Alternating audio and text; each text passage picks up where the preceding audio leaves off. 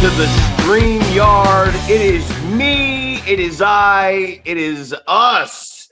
It's your neighborhood friendly trainer, coach, promoter, and 43-year-old professional wrestler, Zack Primetime Reeb. I'm joined alongside my podcast partner, the 7-foot wrecking ball, Paul Isadora. Paul, welcome back to the Going Over podcast. Oh, here we go again. I was just thinking back to at our show, and you were like, I see this guy on a regular basis on the podcast, but you know what? Sometimes I don't remember how big he is. I don't even know where I was at, but you were just like, there's a big motherfucker over here. Well, the funny thing is you had the monitor set up next to the snack and soda machines, and I forgot who I was talking to back there. It might have been Arsonist. I forget who it was.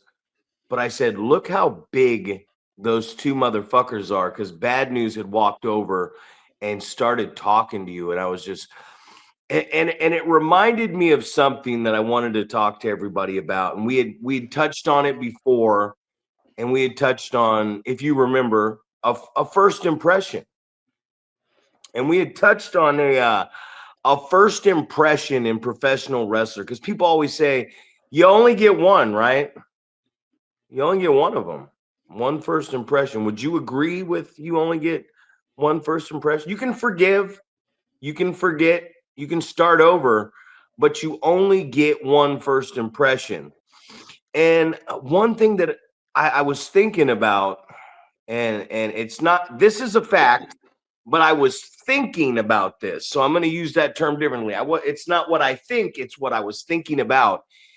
And it's a guy like you, it's a guy like Bad News, it's a guy like Alex Ace, you know, it's a guy like Brian Cage, it's a guy like a Travis Alexander or an Illumide, and it's that first impression. So I was sitting there going, you know, we see the first time I ever saw you. I remember the first time I ever laid my eyes upon you, Paul Isadora. And I just remember going, what the fuck? You know what I mean? Like, God, that guy is big.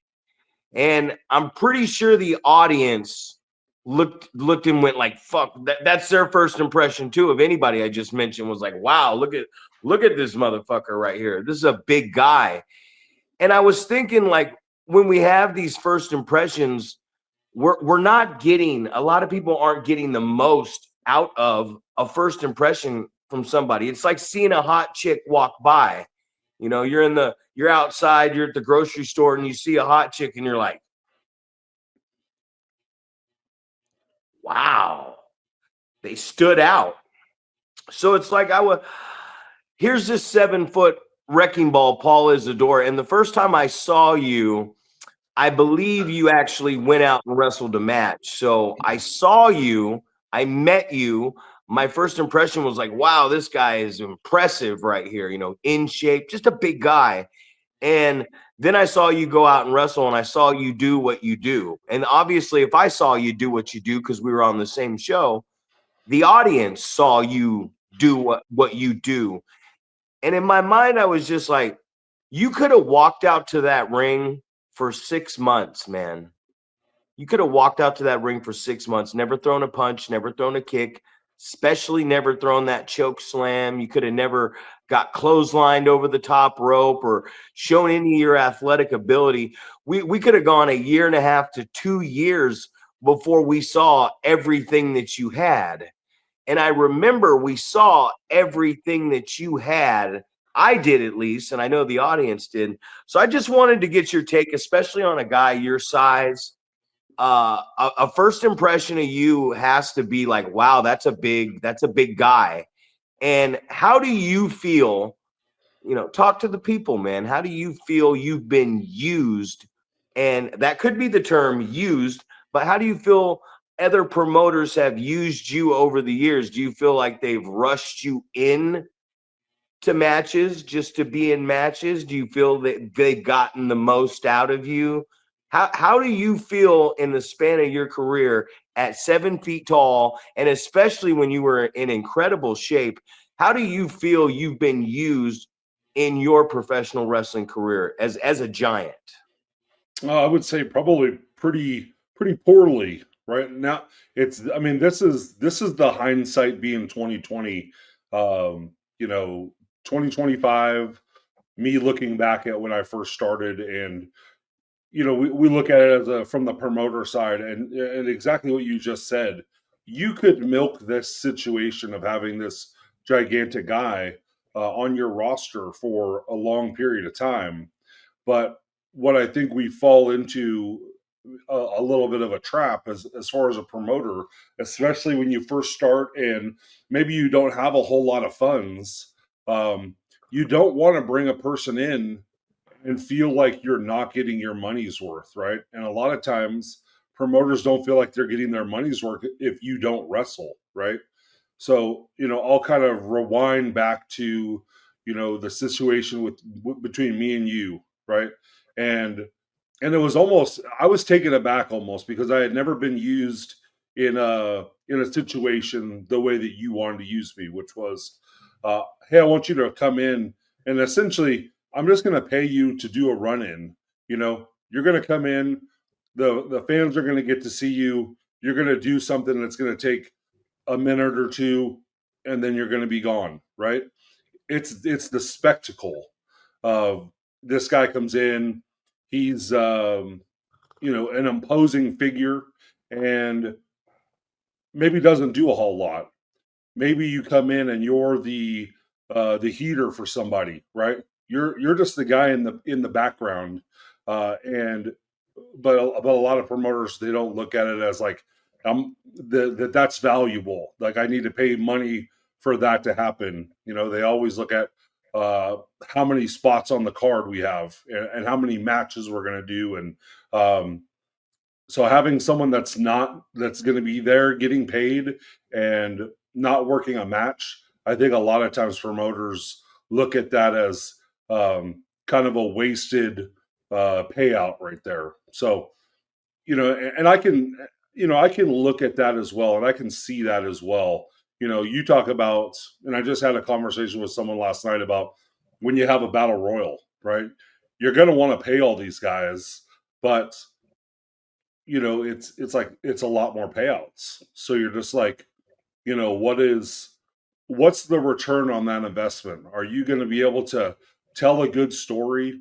I think about, the last man standing and how many different stories you were able to tell within that one match. So elevate guys that needed to be elevated, um, continue some storylines with other people as well. So a lot of things were done in that one match where you can get value out of it. So I think about that. You think about how many people you have on a card, and we were just talking today about seeing you know somebody's entire roster on one poster, and you're just like, well, fuck, man, how much is that going to cost? And I think somebody brought it up to me yesterday. How long is that show going to go? Right? Someone was saying, hey, there's a sweet spot of, and we've talked about it before. There's a sweet spot of how long people can stay engaged. So if you have something that's going to go too long, where people are sitting on their ass or whatever, and they're just like, fuck, man, I'm just tired of sitting here, or I have exerted all of the energy that I have to put into this situation. I'm tired. I'm physically tired of cheering or whatever it is. And hopefully that's what it is, right? Hopefully you're taking people on a roller coaster, and there's some of that involved. So I think about that. Like, you don't want to give too much where the fans are like, fuck, another match, whatever. So I guess to get back to your point originally, I think I was misused out of just ignorance. I think we've talked about it before. Somebody goes, oh, I can't do a whole lot of stuff with that big guy, right? What am I going to do with that guy? All of those different things. And then, you look back 20 years now and you go, well, fuck, man, there was so much you could do with that guy, so many things that you could accomplish. And like you said, a lot of those things don't even have to involve, me being in the ring actually wrestling. They could be so many different things. So, and I don't know what the answer to that is. I mean, obviously, you got bad news right now that you're kind of in that same situation, right? You have to figure out how much people can do with him, um, with what he can do and what he realistically should do. People shouldn't take him off of his feet. It should be him just kicking the shit out of people. So you have to have the mind to figure out what is going to make sense with these guys. And you have to probably deal with a lot of egos of, well, fuck, man, I don't want to look weak. I don't want to go in there and just get my ass handed to me. But, the bottom line is we're trying to tell a story that the fans can watch and follow. And a big dude kicking the shit out of a smaller guy makes sense. So, essentially, they look at it and they go, I gotta get this guy in the ring wrestling, or it's a waste of my money, right? Right. And a lot of people aren't making the money anyway, so it's like you're gonna waste your money regardless. So as you're creating something, as you're trying to develop a character, a personality, a wrestler, a sports entertainer, as you're trying to do these things, it is okay to pay that guy the same amount of money that you would pay him for a wrestling match, because you're building to that wrestling match. So either way, you could throw a Paul Isadora out there and squash somebody again. You know what I mean? Like the 4 squash in a row if you don't know what to do with them, and pay him whatever you're going to pay him. Or you could build angles with him and interviews and let his manager talk and do all these things and still pay him the money, because you're building up for what you hope is going to be something that your audience wants to watch. Your audience wants to tell their friends and their family, and they wanted, because a lot of this is word of mouth, man. We're going to spread this word of mouth. And we talked about just now, you talked about the show going too long. It went too long, and intermission is the biggest. It can be a beneficial thing, or it can be your biggest crutch. Intermission could be, okay, we went to intermission, we made a couple hundred, 200-300 extra bucks at the snack bar for the night. Or we went to intermission and we made our money at the snack bar, but we lost 75 to 100 fans because they've just checked out. The show was too long. And I made that decision at Last Man Standing to cut intermission and roll the show right into the Rumble after the title match. And we didn't lose any fans. But I had the ladies in the snack bar concession stand come up and say, hey, you didn't do intermission. I think we lost a couple $100. And I said, well, the show was flowing too well. We had to be out of the building at a certain time with the city now in charge of the building. So I was like, if we would have stayed an extra hour, we would have had to pay a couple $100. So if we would have gone to intermission to stay those hours, we would have basically broke even, maybe somewhere around, give or take a little bit. And I look at these different situations. We talk about that first impression. You know what I mean? We also talked about saying big one. That's a big one that as we're closing in on 40 podcasts, man. And I start to go around and I at your shows, my shows, ugly shows, I start to check out other shows, and I'm starting to get a rapport again with other wrestlers through doing the prospects and going to the matinee shows. One thing I'm finding out is people, they're not saying no. That's where the whole put your dick on the canvas and let me strike it, smash it with my foot or hit it with a hammer comes from. Is I'm talking to a lot of guys. I got students now that are heading out and they're wrestling on the weekends. And I'm asking guys a lot, why? So it ain't just about saying no. A new one I wanted to talk about, why? Just ask why. Like, if it doesn't make sense to you as a human, we just heard Ugly in his blog, and he showed a clip talking about an electrified barbed wire match that he had, and he showed a couple clips from it.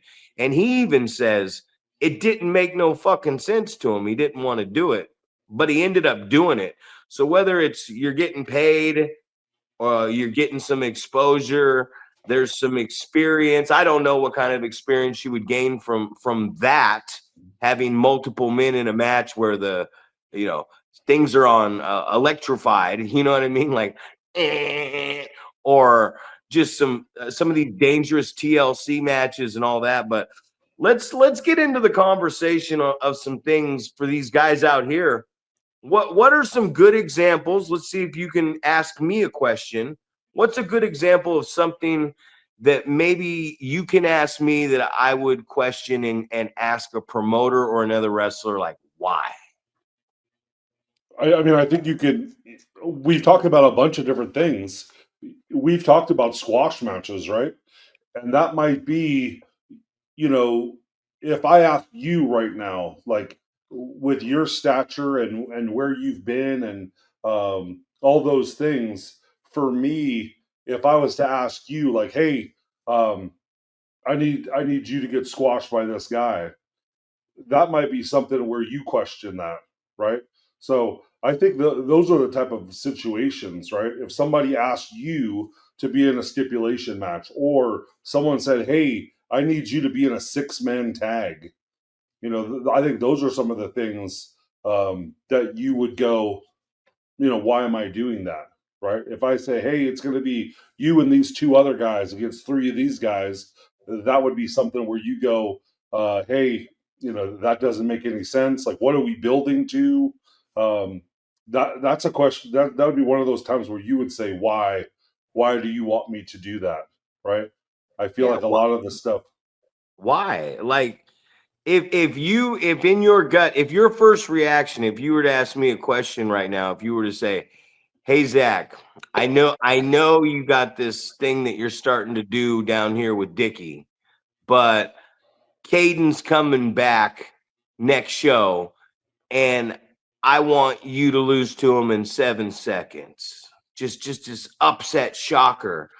And my question immediately would be like, why? Like, but may and why doesn't always mean we're being what's the word I'm looking for? Not disgruntled, but we're Yeah, like being, confrontational. yeah, I'm not being confrontational. I'm not trying to fight the system here and be a rebellious. I just when I ask somebody why, maybe you have the answer for me. Maybe the promoter goes, well, this is why, because maybe there's something I don't know. So we need to ask these questions too, and it doesn't need to be taken as a disrespectful thing. It's just, if we don't understand, you ask why. You know what I mean? If you're at work and you don't know how to do something, you ask why.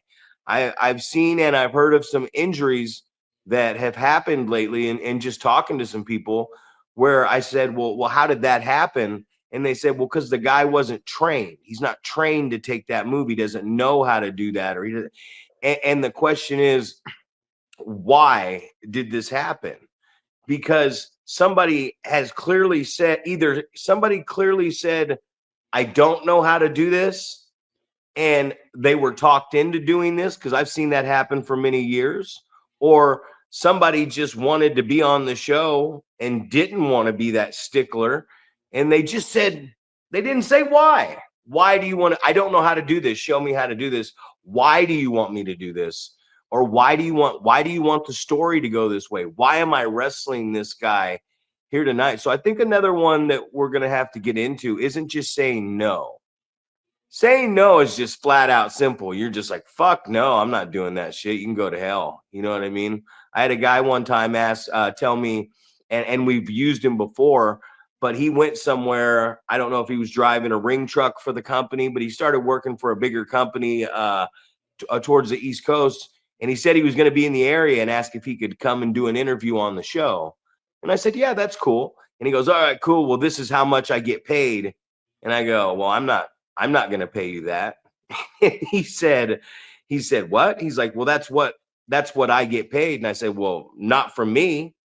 And I told you the other night when I was telling you the story, I'm like, I could be hanging on the edge of a cliff And this guy could be the only person standing up there, and he could go, give me this amount of money and I'll pull you up. And I'd say, well, let me fall. Hopefully I can bounce off those rocks down there and not get paralyzed and survive. But we have to ask why, man. We have to ask why. I've been looking with this John Cena, Cody Rhodes thing. There's been so many, whys, where's it going? And in my eyes, when I'm looking at it right now, if I looked at this like a real competitive situation, right? If I look at it as a real fight, a real competition, John Cena is cool, calm, and collective, and he has Cody Rhodes rattled. He has Cody Rhodes emotional. He has him angry. He has him well out of his character and his demeanor of who he is. And he's out there trying to fight John Cena for free on television before WrestleMania. And it's like, and John Cena's so cool. Why would, and I'm thinking in my head, like, man, when this goes down, John has to win. Not just because John turned heel. The story of this character has to win because he's so composed. He's so just poised right now. And John Cena psychologically is looking at this like it's WrestleMania. It's the main event of night 2. The championship, the biggest belt in the history of what we do. It's the biggest, everything is on the line. And me and you were talking about this. So why in the world would he risk doing anything except walking in? It doesn't get any bigger than that. The venue, the spot on the card, and the belt, that's as big as it gets. The only thing that you can do bigger is either retain the belt or win the belt in that situation. That's the pinnacle of this. So we need to look at these situations. Why am I having a lumberjack match? If you just get booked on a show and the promoter says, hey, you two tonight in a lumberjack match, and you look around at those guys and you go, I've never wrestled this guy in my life. I've never had any interaction with this guy, whether we're both heels or whatever. I've never had an interaction with this guy on this programming, this company in my entire life. I would definitely, that's a scenario for me where I would go, why the fuck would we have a lumberjack match? Why? You know what I mean? Absolutely. I think, maybe this speaks to some of the younger guys. I think a lot of this stuff is you're not going to tell someone that you don't know how to take a move because you don't want them to be like, oh, well, this guy sucks, right? This guy's not trained properly. He doesn't know how to take this move. You don't want that perceived reaction to that. So I think that's a lot of times, I think that's what it is. You think, I don't know, like for me, I think like I could probably take whatever move I need to, right? I'm not worried about being able to take a move. I would just be like, what does that look like? What do I need to do? But again, it gets right back to you would be asking why am I doing that? Why am I taking that move? And then you'd be asking questions about how to do it and all those things. So I think a lot of those situations, that's kind of where that lies. You don't want to be, the guy that's I don't know how to do something, because then you feel less of a pro wrestler if you don't know how to do all the pro wrestling things. So I don't know, like I think about that, and I also think about you want to be on the card, right? And you talked about asking, a promoter asking you to do something, and I think probably a lot of guys are thinking, well, I've got a good relationship with this promoter, um, so I'm not going to be like, no, I'm not doing that, because you don't want to seem like a dick, right? But I think if we look at it from the other side and we go, hey, I'm trying to make this promotion better. I'm trying to elevate this where more fans are going to come and watch because it makes sense. Then those are really good questions to ask. It might be that the promoter thinks that, oh, hey, this is a great idea. And then you ask the question, why, or why are we doing this? And they go, well, fuck, you're right. It doesn't make sense. We shouldn't do that. So maybe looking at it from the other, maybe looking at it from the other side and going, you know what, maybe either the promoter is going to have a good reason, like this is why this is happening, and you can go, yeah, that's perfect, I understand, and it's also going to give you a way better understanding of what the promoter wants this match to look like, right? What's the storyline behind it? What type of story are we telling? What are we trying to do with this match? So I think it can only be a positive. You ask the questions, you're either going to get a good explanation of why this needs to happen, or the promoter is going to say, you know what, you're absolutely right, it doesn't make sense, and we're not going to do that. And then now our promotion isn't going to look foolish for just having some sort of match out of nowhere with guys who have never wrestled each other, or there's no conflict between these guys. So I think that's definitely one of those things. A lot of times, I know when I did that originally, people labeled me as like, man, this guy's hard to work with. He's hard to deal with. He's always asking why. He's saying no a lot. I remember when I was working with JJ, Jason Dedrich had come up to me.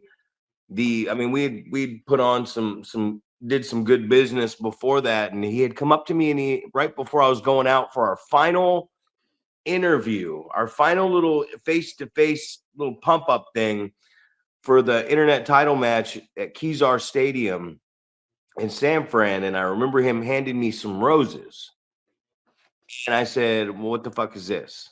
And it was right before I was going out, like my music was queued up and everything. I was just waiting for the drop, and he says, well, I want you to present these to JJ. And I said, why? And he said, because I was genuinely, I didn't just say no right away. No came next. I said, why? And he's like, because I think it would be funny. And then here's where the hard no came. And right before I walked out, I gave him a lesson in humility. And I said, has anything that you have seen so far in the last 9 months in this competitive match, the blood, the competition, the sweat, the audience, has anything you've seen us do in the last 9 months up to this point, has that been funny to you? Have I been comical? And he was like, well, no. And I swatted at the roses and I walked out the curtain. And I wasn't worried about the repercussions when I came back, because I'm probably sure, and that one's got me in trouble on here before. I'm probably pretty sure that Roland Alexander or Gabe Ramirez, if they knew, unless it was a rib, but if Roland or Gabe knew that this guy was asking me in this serious situation to walk out there with a dozen fake roses and present them to my opponent, that my character would not have done that. Nowhere in my character in the last 9 months, especially going into such a serious moment where I'm going to win this thing finally here in a month or a couple weeks, my character would not do something like that. And that's okay if your character would not do something like that, because it's okay to protect your character. Now, I always hear people go, oh man, I got to lose. I'll lose every night. I don't give a shit about losing. Now, what I do care about is the presentation of me losing. How am I losing? Am I going to be able to lose and save some heat, save some face? Am I going to be able to lose with dignity? Am I going to be able to lose so that I can, I just lost at your show. I didn't tap out. It was a verbal thing. And right before it, I had my hand on the ropes, but not fully squeezed on it. And it should have been broken off. And what I did for myself was I put over the baby face, but I left some openings as the bad guy, as the rule breaker. I left something there for me. So the fans saw me lose, but I fully believe that I was done wrong. I believe there was a flaw in the referee, which I'm willing to call out. I never tapped. Maybe you saw me shaking my head around and you called for the bell, but I left myself something so that me and this performer can continue to go back and work with each other. So it's not about losing. 30-minute marker, halfway home, Paul. It's not about losing. It's about when you lose, how is the presentation of your character after this? Because if you've been building your character for a while, or you as the wrestler, and you just going out there and you're just getting flat beat, just boom, finishing move in some type of a early on or mid card match, and you're just getting flat beat by somebody, and there's nothing there for you. Then yeah, you go, hey man, can we come up with something different? So maybe I've told some guys before, the 3-way matches, the 4-way matches, the scramble matches, all these things that you do, that's just the promoter's just like, hey, I like this guy, so I'm gonna put him on the card. I'll give him something. You want the tag matches, you want the single matches, you want the multiple matches where you can build a rivalry and actually put a little bit of grit and depth into that story you're telling. Yeah, I don't know, man. This the stuff you're talking about, I think is maybe lost on some guys that are coming up, and even guys that have been around for a while. I think you have those things like that where they're worried about those things, right? I don't want to look weak or whatever. You sent me a match the other night where I was just like, who's the baby face and who's the heel, right? Because I don't know, man. At sometimes I feel like I am talking a different language to people because of the way that I think a match should be structured. And obviously you feel exactly the same way. So when I talk to you, it's, we're on the same page. But I see so many of these matches where I guess for a lack of a better way to describe it, I've always thought it was like, hey, you give me 3 moves, then I'll give you 3 moves, like very back and forth like that. And we're such like sticklers for the storytelling aspect and making sure that there's a baby face that's getting beaten up and uh, drawing sympathy from the fans and getting to the point where the heel is either going to slip on a banana peel or is going to get somehow outmatched by something that the babyface does, kind of as like maybe a burst of adrenaline or something along those lines.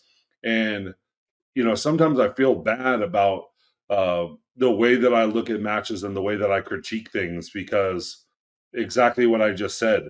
Who's the babyface? Who's the heel? Because it was very equal offense. There was not a time where the babyface is getting the shit kicked out of them, where the fans start to come up and you feel the sympathy and they want the babyface to start fighting back and gaining the upper hand.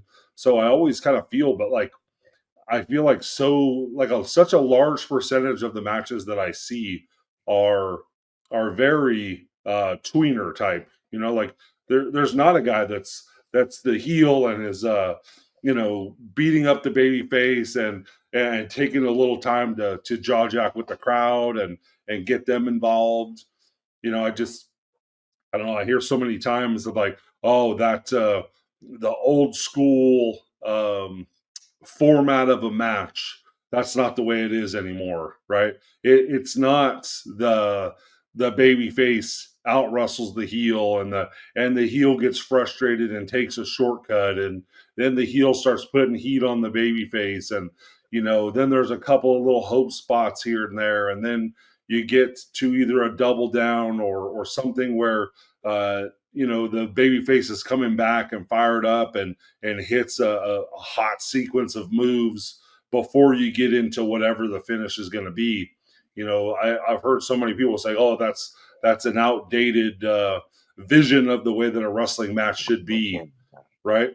So yeah. I mean, I don't know how to explain it, and how do you, us as older guys that are used to putting a match together a certain way, how do you combat that type of thinking where you have guys that want to be more flashy and they want to do things that are going to, show off what they can do. And, I can see it as like a recruiting tool, right? Hey, I want to send a match to a promoter so they kind of know what I can do. But I don't know how many times I've sent someone has sent me a match or I've watched a match uh, that somebody posts, right? Somebody posts it and you watch the match and you want to reach out to them and say, "Hey, who's the guy that you wrestled, man? Because that motherfucker sold his ass off. Book him," right? Yeah.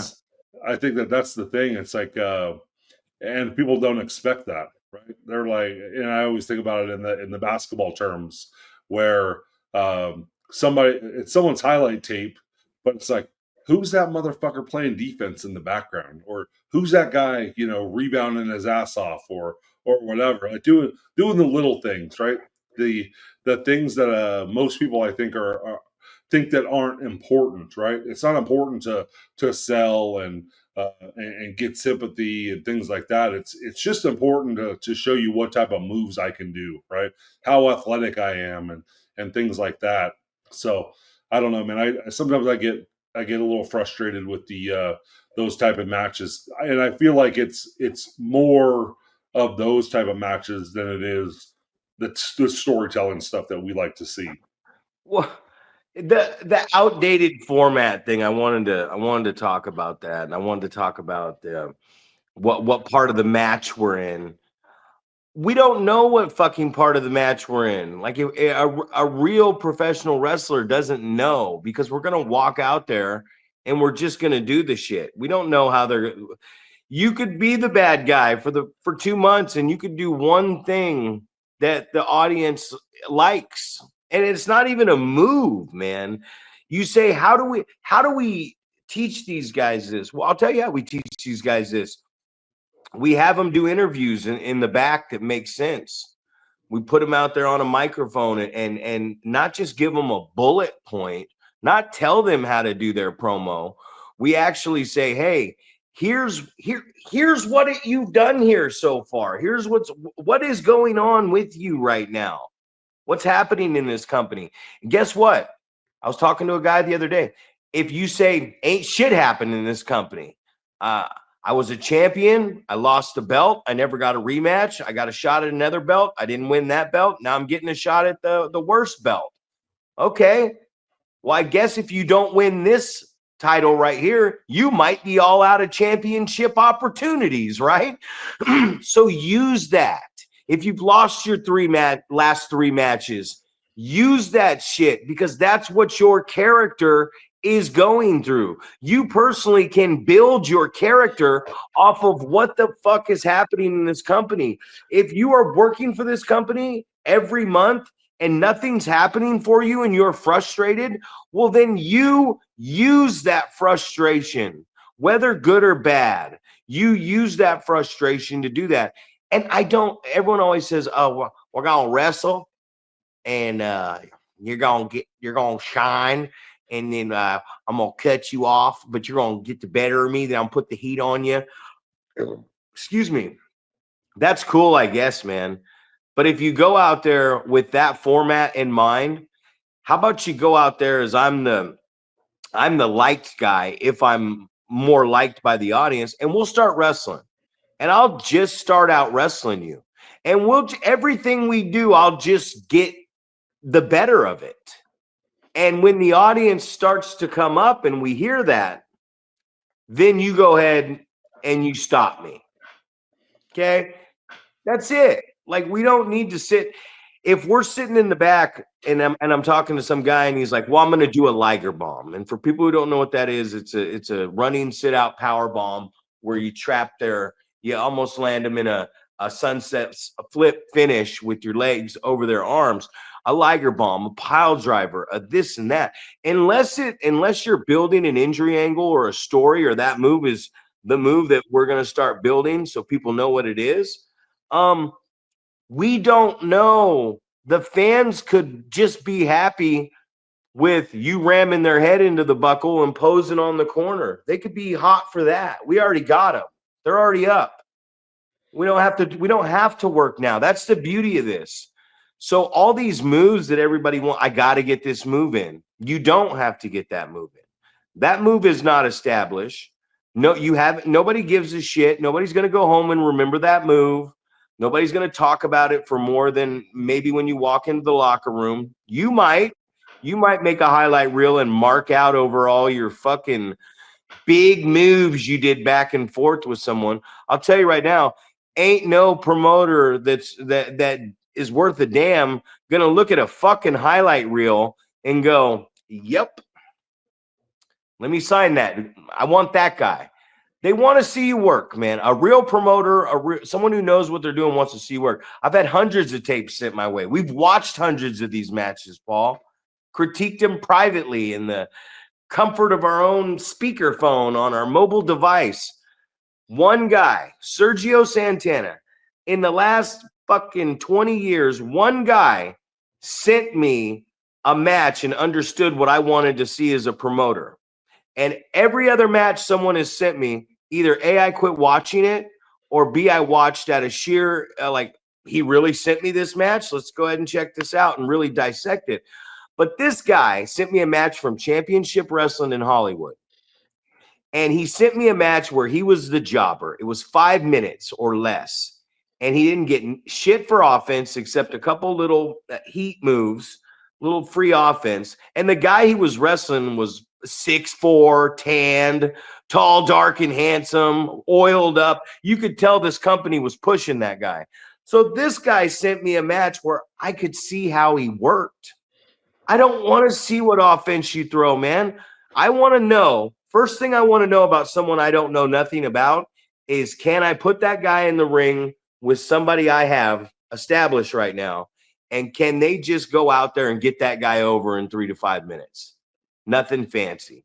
And he showed me that. And he said it in the car ride on the way up to yours. He was talking to my coach and he said, I sent Zack this tape. And he said, call me immediately. And I was like, I did. Because I was blown away that somebody actually understood what I wanted to see in their work. I don't want to see a 20-minute match. I'm not going to watch your match and go, oh, man, that 25-minute classic that these two. There's a good chance that if you're that good, I already know you're that good. I've already heard of you. The buzz is always around. I've probably seen you live. I don't need to sit down and watch 20 plus minutes and mark out for you. It's not going to happen. So for you guys out there, send in footage. A lot of guys were complaining at prospects. 5 minutes. He's only giving us 5 minutes. Yeah, well, give me a good 5.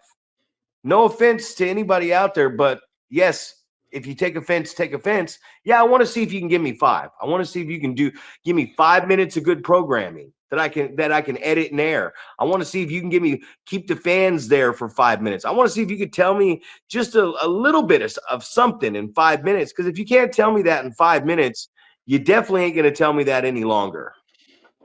Right. What is your? I would say, what is your opinion? Like, so I have seen a couple of interviews, right? And we talk about wanting to elevate the company that you're working for, elevate guys that you're working with. And I've heard this from other people about how you want to structure a promo, right?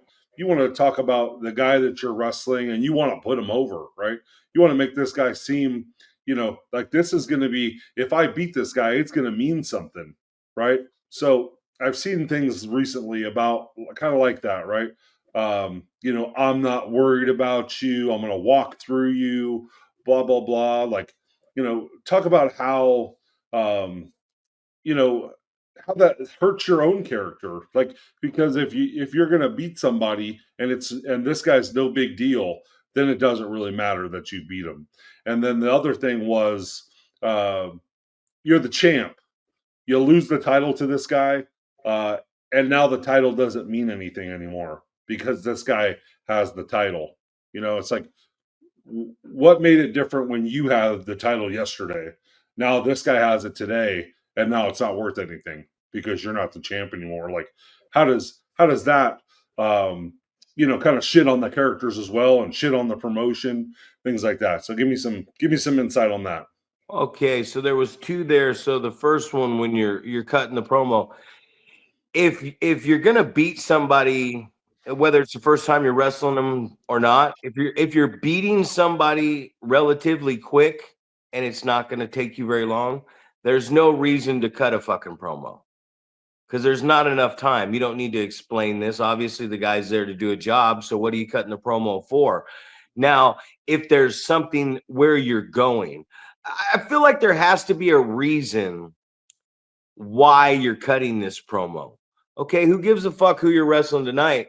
Are you wrestling this guy just so the audience can see who you are and you're heading towards somewhere else? Like, do you have a shot at the do you have an upcoming shot at the Nevada State Heavyweight Championship in your promotion, but there's a show or two in between and you're just wrestling somebody? So then you wrestle somebody and then you cut a promo bringing the people to where you want them to go. If you've had multiple encounters with somebody, just go back and track what you've done. Just tell the story. Because if you have a production crew, 9 times out of 10, if you can go out there in a minute and a half or 2 minutes or less, minute and a half, and you can tell the entire story from start to finish in one promo, what you're doing for that company is more beneficial than you could ever imagine. If I have a program, however long it runs, because I don't know how long it's going to run. Let's say it runs 6 months. Let's say it's Rick Luxury and it's Arsonist. Let's just say Rick Luxury and Arsonist had a 6-month program, and we're going to make a build-up video showing what happened in that program. Well, one of those guys needs to be able to get in front of the camera and tell that whole story in a minute and a half. Hit all those points, where it started, what's happened in between, and where this match is going to happen at.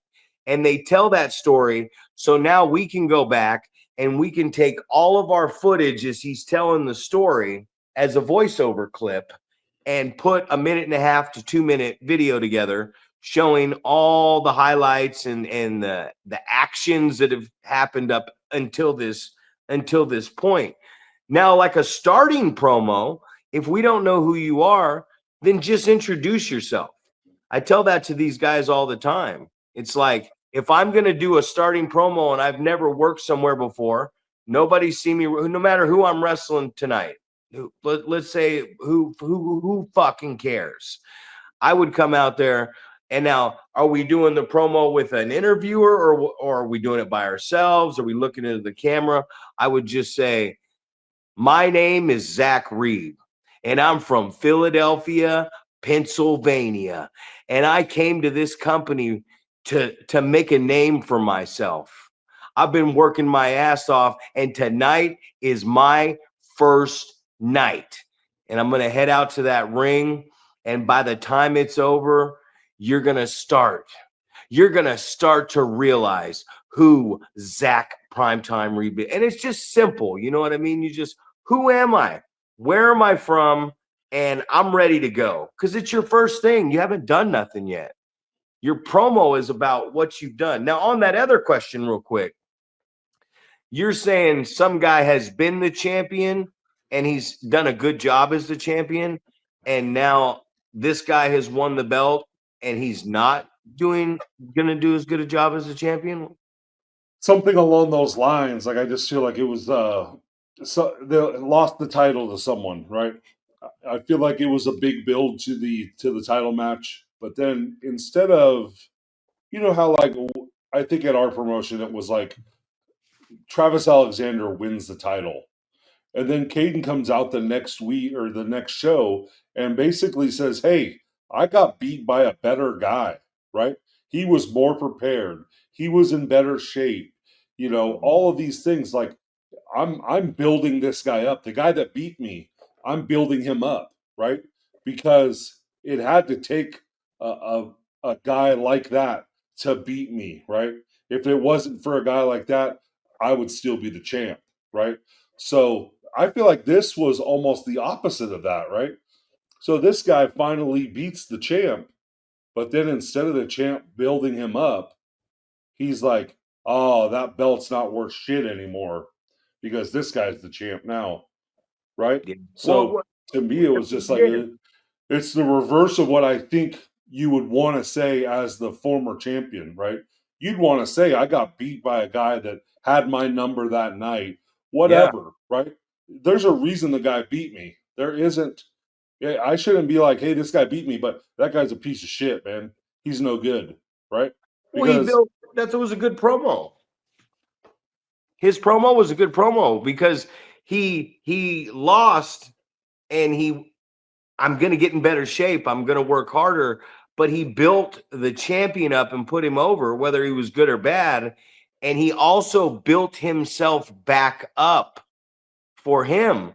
So not only did he build himself back up with some honesty and sympathy, and I'm going to work harder for you guys, referring to the fans, but now when he comes back and gets back to that championship match against that guy, whenever it is, he's already built that guy up after the loss as an amazing competitor. So he's already done his job.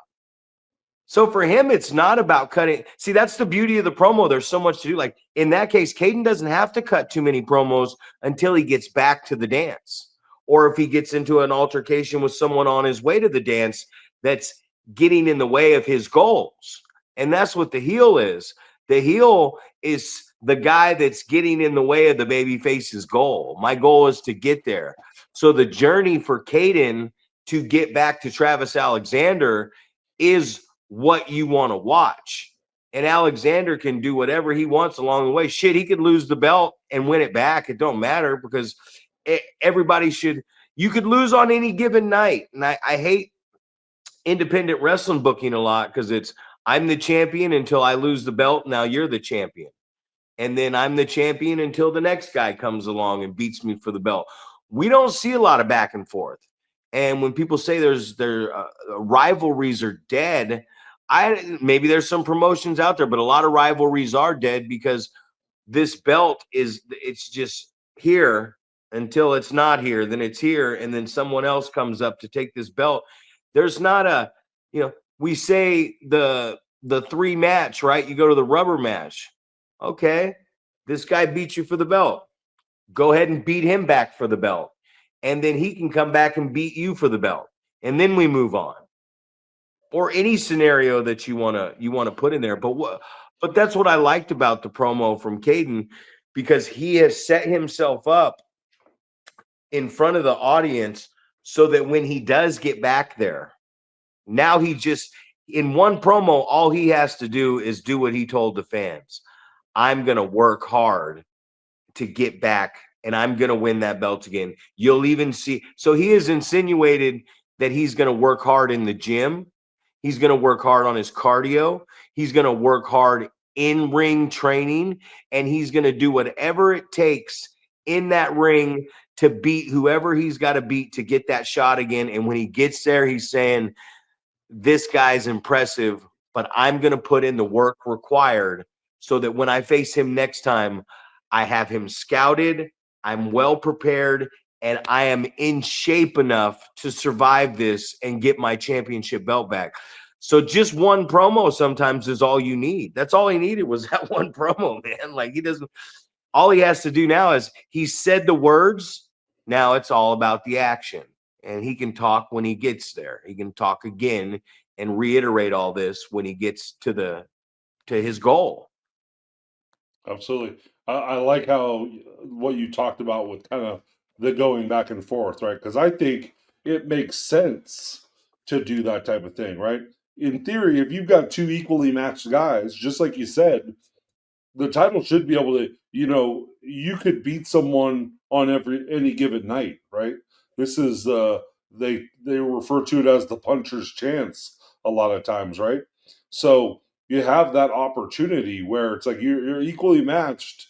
You might take one misstep and I might take advantage of it, and that's why I am able to beat you, and vice versa, right? So I don't know. I definitely agree with you when it comes to the titles like that, or beating a guy, right? A lot of people don't like the 50-50 booking, right?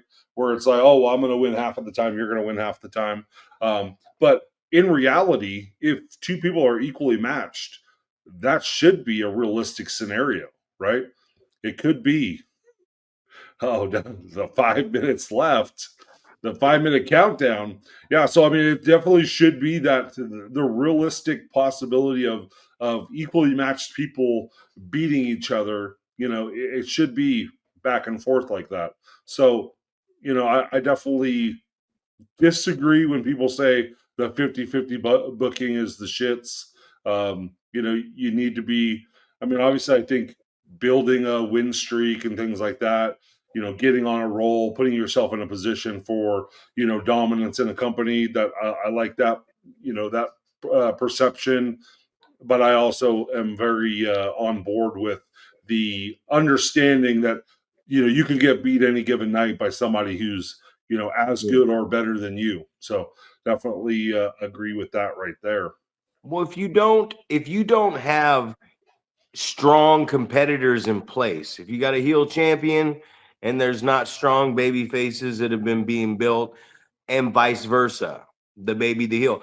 If you don't have strong, like you can have a great heel champion. You could be like, man, this guy looks great. He's athletic. He hits. He's believable strikes. All these things.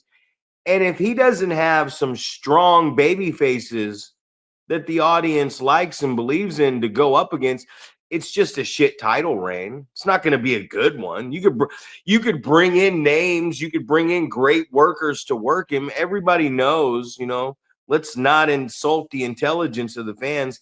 Everybody knows that name you brought in or that talent isn't going to be, they're not going to be there every month. So they know who's going to win the match. And if you can get them for multiple months, that's a great time.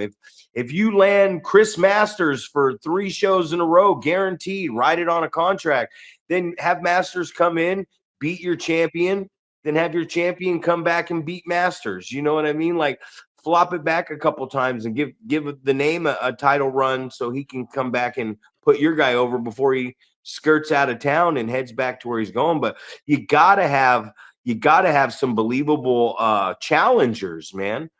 And the challengers don't have to win either. But nothing's going to hurt. Like the 50-50 booking, what the 50-50 booking does is it keeps the audience on their toes because they don't know who's going to win. You know what I mean? That's why when you were talking to Ringer and he was like, man, he was talking about that squash match. First couple episodes, that's what we talked about. And it's like, he's like, man, they just don't do those no more. And he's right. They just don't do those anymore because there's nobody out there to squash. Because every single person that makes their debut gets a gimmick and a character and gear, and they're already out there as a 50-50 wrestler or somebody who's going up on the show. And it's like, no, man, just throw them out there. You got a guy coming through the school, throw him in a bland singlet and let him go out for 6 months. We talked about it. Get the shit beat out of him by 6 different competitors that need that. You got 6 guys on your card that you're trying to figure out what to do with. Well, here's a couple newbies. Here you got fucking 6 guys coming out of your wrestling school debuting at the same time. Don't push them. Throw them out there with 6 guys you've had around for a while and space out the ass whoopings. So that way, when you're wondering what I'm going to do with said wrestler, I'm just going to throw him in a 5-way match. No, have a couple squash matches on the show. Get a couple guys over. And the baby you're getting over and the heel you're getting over on these new students come out of school, have those guys get a couple squash wins, and then there's a reason for their match to be competitive because they've got a couple good, solid victories and shown their skills for fucking 2 months. And now they're going to face each other at a show, and the audience doesn't know who's going to win. And if you need the baby to win to have a strong contender for a belt, or if you need the heel to win to have a strong contender for the belt, it's simple shit a lot of times, and we overlook it. We're like, I'm going to run out there with the garbage can and then I'm gonna attack his mom and I'm gonna insult his wife. And it's like, nah, don't do any of that. But Paul, we're there. We're there. Zack Primetime Reeb, Paul Isadora, going over.